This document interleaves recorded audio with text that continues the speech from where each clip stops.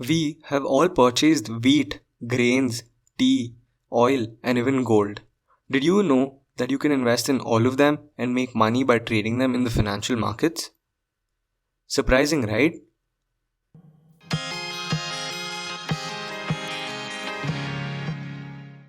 In today's video, we will be talking about a very interesting instrument where you can invest your money, and that is the commodity market.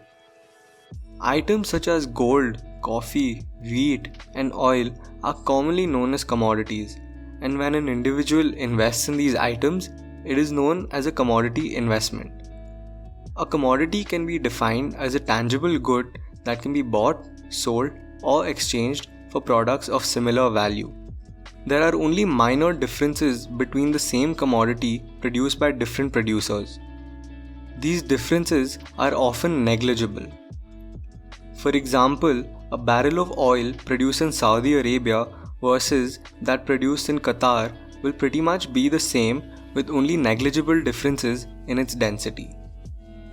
The sale and purchase of commodities are usually carried out through futures contracts on exchanges that standardize the quantity and the quality of the commodities that are being traded. There are two types of traders that trade in commodity futures. The first are buyers and producers of commodities that use commodity future contracts for hedging purposes. Hedging basically means protecting your finances from a risky situation. These traders make or take delivery of the actual commodity when the futures contract expires. Let's take an example to understand this. The price of a 400 rupee corn cereal box doesn't change often, but the cost of corn that is used in manufacturing the cereal changes from day to day.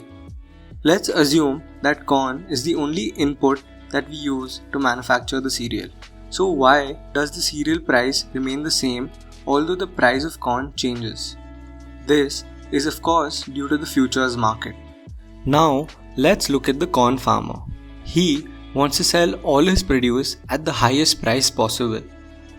The cereal manufacturer wants to purchase the corn at the lowest price possible. The farmer has another issue. All the corn farmers harvest the produce at the same time, and if all sold at once, there will be excess supply due to which there will be a fall in the prices.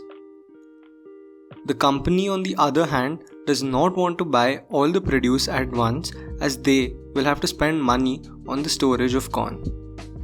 To solve this, the farmer and the company sign a futures contract. A futures contract is a legal agreement to buy or sell a commodity at a predetermined price at a specific time in the future. The farmer agrees to sell a portion of his produce at a fixed price to the company until a future date. The farmer has now secured a price for a portion of his produce, so even if the prices fall, he is safe as he has signed a futures contract. If in the future corn prices fall, the corn cereal company still needs to cover the higher prices of corn while the farmer makes a profit. But if corn prices rise, the farmer must sell it at a predetermined price while the company makes a profit. The second type of commodity trader is the speculator. These are traders who trade in the commodity markets for the sole purpose of profiting from the volatile price movements. They buy the commodity at a cheaper price and sell it at a higher price, thus making a profit. Unlike shares and mutual funds, there are no dividend or interest paid to the investors who invest in commodities. Now, let's talk about one of the most commonly traded commodities in the financial market, gold.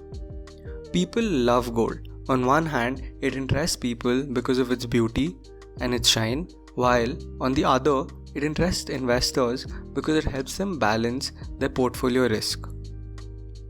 You might be wondering what's so great about gold that people are always willing to invest in gold. Drop a comment below and tell us your opinion on investing in gold. We would love to know what you think. People invest in equities, mutual funds, and the risk involved is high. In order to balance out the risk, people invest in commodities like gold. The purpose of investing in gold is more to balance the risk than to make a profit. Now you might ask, how does investing in gold reduce the risk? The key to building an investment portfolio is diversification, and that happens when an investor finds investments that are not closely linked or related to one another. This means that if one investment does bad, the other does decent to help cover up the losses. Gold acts as a balancing figure in the portfolio. Time and again, we have observed that gold prices are stable even in the toughest times, be it the financial crisis of 2008 or the COVID-19 pandemic of 2020. During the COVID-19 pandemic, all equity markets were crashing. Commodities were trading at an all-time low. Gold was one of those commodities whose prices were fairly stable. Properly diversified portfolios combine gold with stocks and mutual funds to reduce overall risk and volatility.